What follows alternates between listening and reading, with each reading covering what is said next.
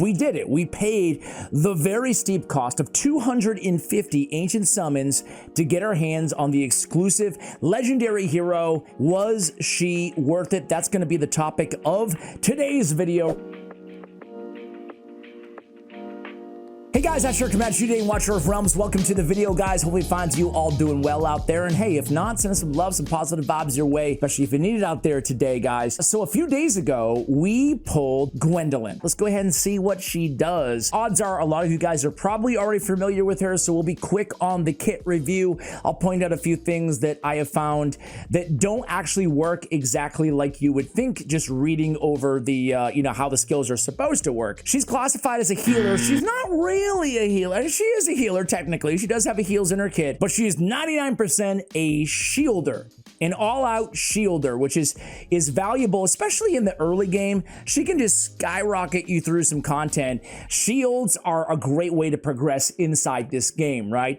And you can also pair her with Vortex. I'm actually going to compare a little bit to Vortex in today's video. It's hard not to compare. You're the only one on this planet I would let compare me to him. They're both incredible shield healers slash support champions. Vortex, of course, does a lot more heavy lifting in terms of the heals. And then shields, well, Gwendolyn has, definitely a bigger shield, but is she overall better? Let's go ahead and discuss that today. Her talent: when allies are shielded by all types, the shield can absorb 10% extra damage.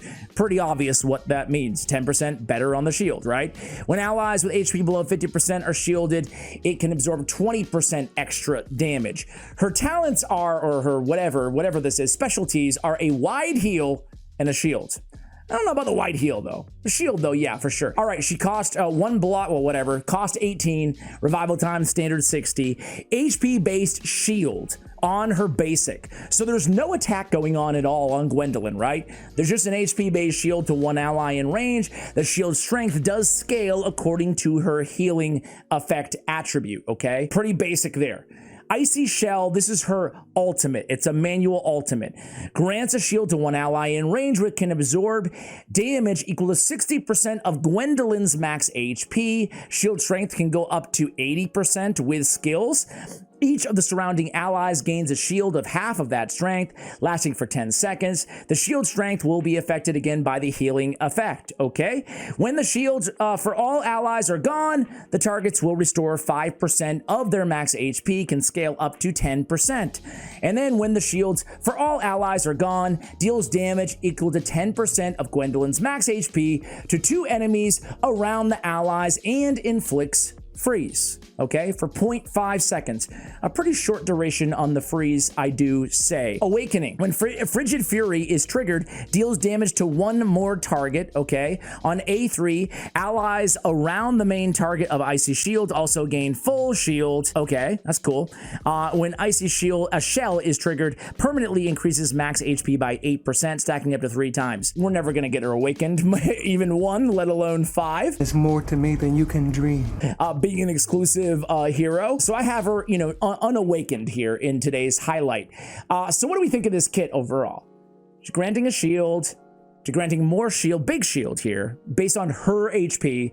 So the stats that we care about obviously are going to be HP, percentage, HP, more HP, and healing effect, right? Which is, these shield strength are predicated on the healing effect. That's really about it, right? That's basically all we kind of care about. Obviously, you can make the case for some attack speed on there as well, just like a regular kind of healer. She's not doing a ton of healing, so where can we use her? First of all, I just want to be real with you guys, right?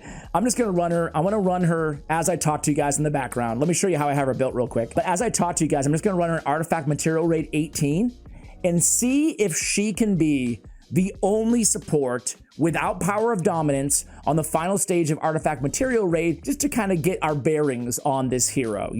How much support can she bring, or does she need to be with another healer as well? So really quickly here, I have her skilled up to crystals, so I have the dust used, and of course it went to the ultimate, so we lucked out there. Okay, on gear we do have an immortal warrior for more HP and defense. We did go with healing effect as the main stat on the bangle. cycle, and then we went HP bonus and HP bonus, looking for some rage regen, more healing effect where I found it, and we went with the Asclepius, obviously. Asclepius, everybody knows Asclepius, right? Come on, man. Max HP plus healing effect, it makes sense to, for obvious reasons on her. Total stats are gonna be 47k on the HP. Her base HP isn't that crazy. Let's compare her base HP to a few other, like to a Vortex for now, right? So 12.5. Let's get Vortex up. Vortex is 9.952, another HP based healer. Let's look for one more. Sadie is 11,200 on her base HP. So when we compare her to other HP based healers, she's better or basically around the same range. So not too bad, right? Even on attack based healers, in Alien, for example, her base HP is around 10k. You know, even Elowen's, I want to say, is around 10 or 11k, right? 11, almost 12k on the HP. So she's right in line, maybe even a little bit better, but obviously she's not going to have the HP as other classes. Abomination with 30k HP. Those are like the higher scaling HPs in the game, but for a healer, not too bad. But I gotta be real with you guys, right? Before we jump into everything, actually, while we jump into everything, I didn't even show you the artifact I have on her. Bright Root Ring. When HP is at maximum, increase healing effect by 30, okay? Hopefully her HP is at maximum in most scenarios. I want to talk about all the areas you can use her, but first, as we pull up artifact material rate, I want to cut to the chase here, what I've been trying to say for 10 minutes. Power Dominance is off. We're going to run her as our platform healer slash support on our normal regular team, you know, otherwise, right? So no other healers on this squad really, or shielders for that reason, right? I normally don't watch a lot of YouTube content on Watcher of Realms, right? For better or for worse, I just got a lot going on. I love the other creators, nothing against anybody, and I certainly don't think I'm anything special or anything like that, right? However, I don't watch a lot of content, but I did watch some Gwendolyn content because I wanted to see what other people were saying about her, right? It's a brand new hero, a guaranteed hero that I knew a lot of. Oh, first of all, check out her range, guys. Pretty dang nice, right? It's very Vortexy, right? And you can already see her getting to work there with a shield on everybody, Ardia and on Olag. So I checked out some videos on her, right? And people generally, from what I saw, were pretty dang high on her. I watched a video that Fastidious did on her, for example. People were like all about it. Like, I'm gonna go for her, she's gonna be amazing, blah, blah, blah, right? And then I saw a couple other channels where they were like, she's a trash. This is shame on Mouton. This is a sham. This is a, like, she's a trash champion. She doesn't even heal, blah, blah, blah, blah, blah. Oops. Need that. Okay, look at that big shield on Ardia. Of course, Ardia does take her own life, so that's not that crazy that was just happening there. So it kind of got me to thinking a little bit, right? It got me to thinking of like, okay, is she good or is she bad? Now, I looked at my bucket, and so far, so good here, right? I mean, I gotta say, she's doing a great job keeping Olag alive. I don't even feel like, I don't even need heals, really, right? I mean, doing great. My bucket has her ranked as one of, and not that I don't trust anybody else, I trust all the creators in this game. There's so many like bright minds, right? But he has her ranked as one of the worst legendaries inside the entire game. I hate to say that. Sorry for you fans out there. It's hard to say if I agree or disagree necessarily, because she definitely has her use case. Now, we haven't talked about this, right? But I think that in Nightmare Void Rift, I think she could definitely help you out and just make some of that content maybe just a little bit easier, right? Maybe a little bit, there's a lot going on in Void Rift, right? It might just be a little bit more palatable, I guess, right? You could also use her, I mean, obviously she's getting the job done just fine here, right? I got nothing bad to say about her at all right now. I am wondering, why are you here? This is, you know, no power of dominance. Obviously the team is good, but, you know, she's doing great, you know? Now, obviously I usually run Vortex in this position, and he does a great job too, right? So I guess that comes down to the crux of the issue here. End game, you can run her in addition to Vortex, by the way. Like King Hars, by the way, he has a shield on his passive. I think it's a great combo. Like other shields run good with her as well. But overall, I think she's probably, like, in my mind, she gets the job done there. She'll get the job done in gear raids, generally speaking. Like, she can do a pretty damn good job in gear raid 1, right? She can do a good job healing and supporting in gear raid 2. She can do a great job in gear raid 3. So 1, 2, and 3, I would say, you know, 19, 20, I think she's fine. You know, you could probably even get by with 21 on like the left side, right side, depending on how you're establishing your team in Gear Raid 1, right? So I don't think she's a trash hero by any stretch. You can see what she's doing. Absolutely nothing. But her heals do show up on the other, on the other heroes. Anyway, she got the job done. So I don't think she's a trash hero at all. But like my bucket, for example, right? This is on his tier list here. He has her right below Azor, right above Shamir. In the early game, an A-, overall a B. And I think that's pretty fair. The only legendaries that he has below are Durza and Crash. Or I guess they're tied. A little bit worse than the early game. You know, he gives her Gear Raid 2 S tier. And again, I agree. Great support for Gear Raid 2. Gear Raid 3, he gives her, I'm going to start, by the way, pulling up this tier list every single champion, hero guide that I do here on the channel, because it's just good to see someone else's opinion on where they're going to be used or where they can be used.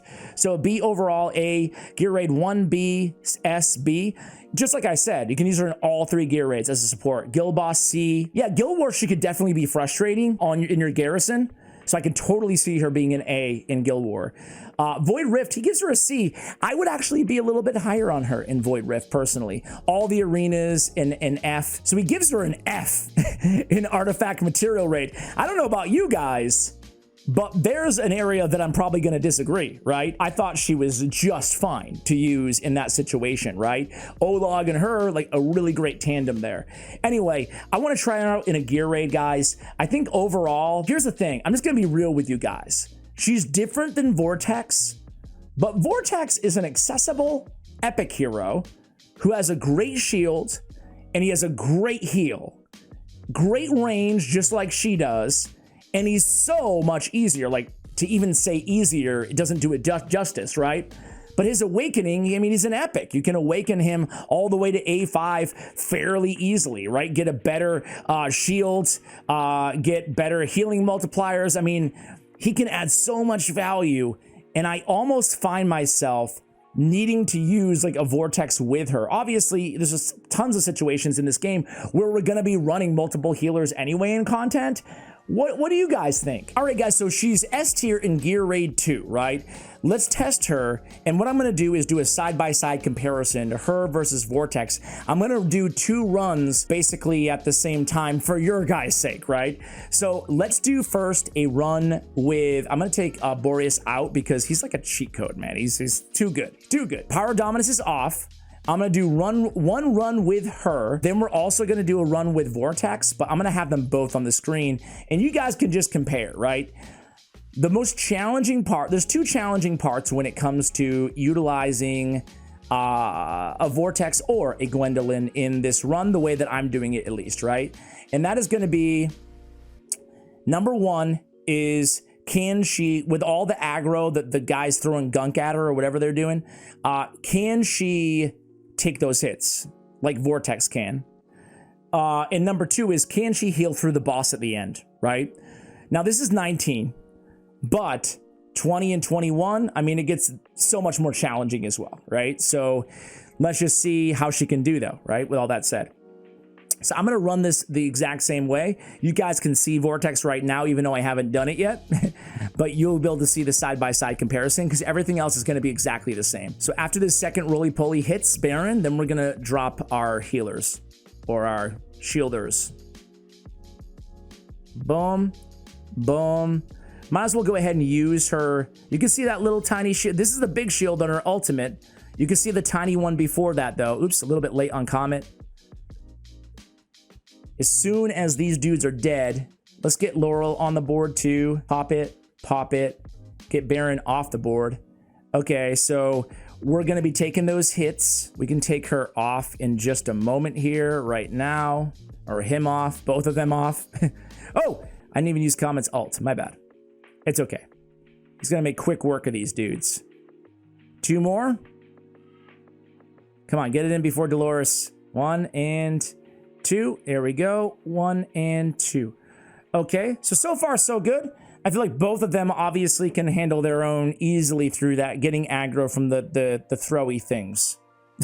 Is that the technical term, the throwy things? the roly-polies and the throwies. Is that what we're talking about here? Let's go ahead and get Brokir and Decimus, basically just, you know, our unkillables here. The good witch Gwendolyn. Let's get Decimus off the board. Let's get a, we can put him over here. Sure, why not? Let's get her down. Over here, well, we're 9 seconds away or so from our DPS. Can this shield keep Brokir alive is my question. And can we both aggro? You can see we're already having a little bit of a healing problem on the run with whatchamacallit in there, right? So we lose her there. I think we're gonna be okay. I don't think we're gonna need... Are they gonna get by? Nope. Yep. Whatever. Normally, okay, we're just gonna compare. So Brokir died in the Gwendolyn run. Let's get Olag out. Get Gwendolyn out. Get our nukers out. And here comes the Golem Shriek. All right. So, I mean, it's tough. I mean, what we just saw with the Gwendolyn side with Brokir, I mean, that's the issue I was talking about, right? With no heal there, I mean, how are you guys going to mitigate what's the game plan, you know? Not to say it's impossible, but it's a consideration. How are we going to heal after the shield's gone, right? All right, let's go with, okay. So here comes the boss. We'll use Decimus here on the left. Yeah, he's gonna do his angry stomping. One more? Nope. All right, here's the moment of truth. Can she keep this dude alive, right? And everybody else for that matter.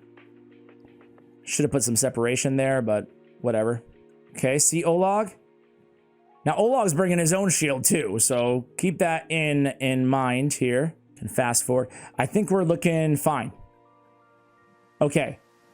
So we ran it. She healed. We did suffer a loss there, you know, but she did a pretty good job. What do you guys think of Vortex? All right, guys, so ending off the runs, you can see that it's pretty comparable, right? Obviously, the notable difference on healing, but then the notable difference on Gwendolyn's shield is apparent on both situations, both scenarios. So I feel like they're definitely comparable. Comparing an exclusive legendary to a, albeit a very good one, but an epic hero, I think that's all you kind of need to say, I guess, when it comes down to it about these heroes. I think that she is different in a lot of ways than a Vortex. Not having the healing really does, to me, hold her back a little bit, but at the same time, I could definitely see her being used in endgame alongside traditional healers. Guys, let me know what you think in the comments below. Thank you so much for watching, and as always, take care, guys.